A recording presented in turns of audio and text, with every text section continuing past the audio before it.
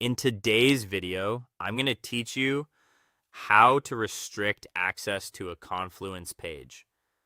Let's start by opening the specific Confluence page you want to protect. Make sure you have permission to change restrictions on that page. If you don't, the options you need may not appear. Once the page is open, look for the lock icon or a restrictions option in the page toolbar, typically near the top right area. Click that to open the restriction settings. Here, you'll choose whether you want to restrict viewing, editing, or both. Restricting viewing means only the people you specify will be able to see the page at all. It won't show up in search results or the page tree for anyone else.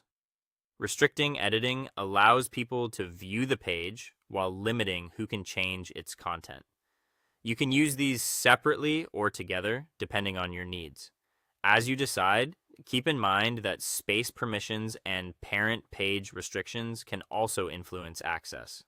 If a parent page is locked down, those restrictions may cascade, and you might need to adjust them at the parent level as well. Next, add the users or groups who are allowed access. In the search field, start typing the names of the people or groups you want to include, then select them. Groups are often best for long-term maintenance because you can manage membership in one place and keep your page rules simple. Aim for the least access necessary so the right people can do their work without exposing sensitive information.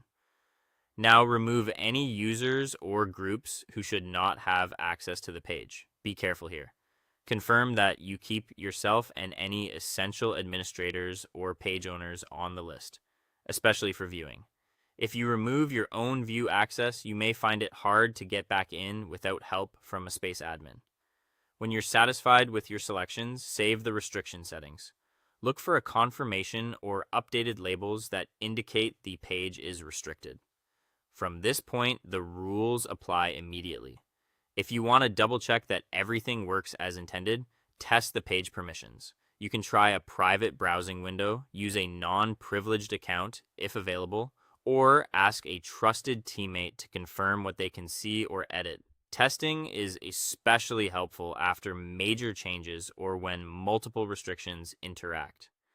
That's it. You've opened the page, set the right restriction level, specified who's in and who's out, saved your changes, and verified access. With these steps, you can confidently secure your Confluence pages while keeping collaboration smooth and intentional.